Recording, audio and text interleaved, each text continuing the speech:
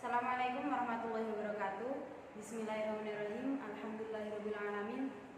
Wabihi nasta'in wa ala umuri dunya waddin. Wassalatu wassalamu ala asyrafil anbiya'i wal mursalin sayyidina wa maulana Muhammadin sallallahu alaihi wasallam. Yang terhormat Romo Kiai Haji Muhammad Idris Jamaluddin, yang beserta ibunya Himah Falasifah, yang terhormat pengampu tafsir tematik Bapak Ahmad Nidhomi, yang saya hormati dan saya sayangi kedua orang tua saya di rumah, dan tidak lupa para penonton yang semoga dirahmati oleh Allah. Amin.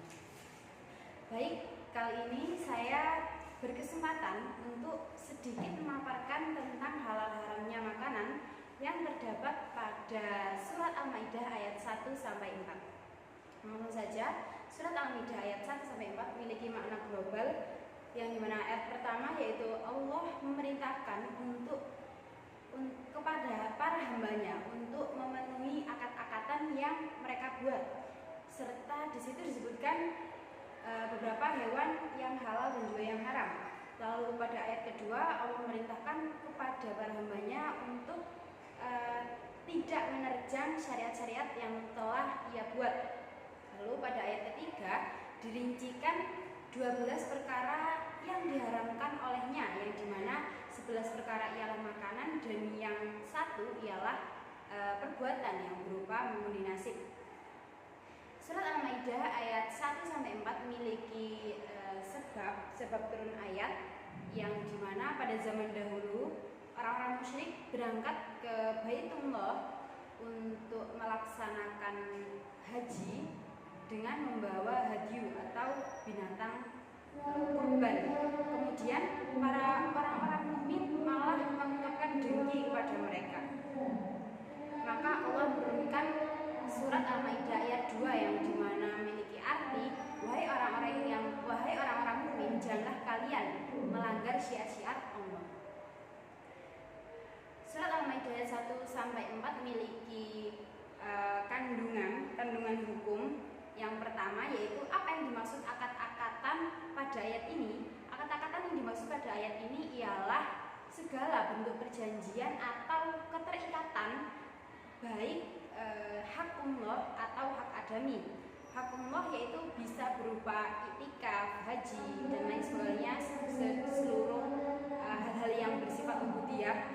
Lalu hak adami yaitu hak maksudnya perkara yang atau perjanjian yang dilakukan antar sesama manusia, seperti muamalah, jual beli, dan lain sebagainya. Lalu kandungan yang kedua, binatang apa saja yang diharamkan pada ayat ini.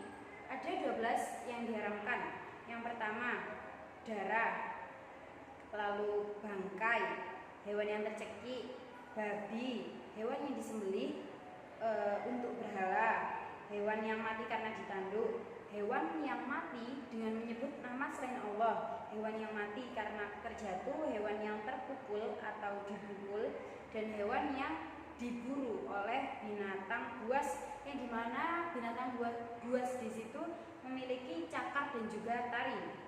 Kandungan hukum yang ketiga, bagaimana cara menyembelih yang sesuai syariat Islam.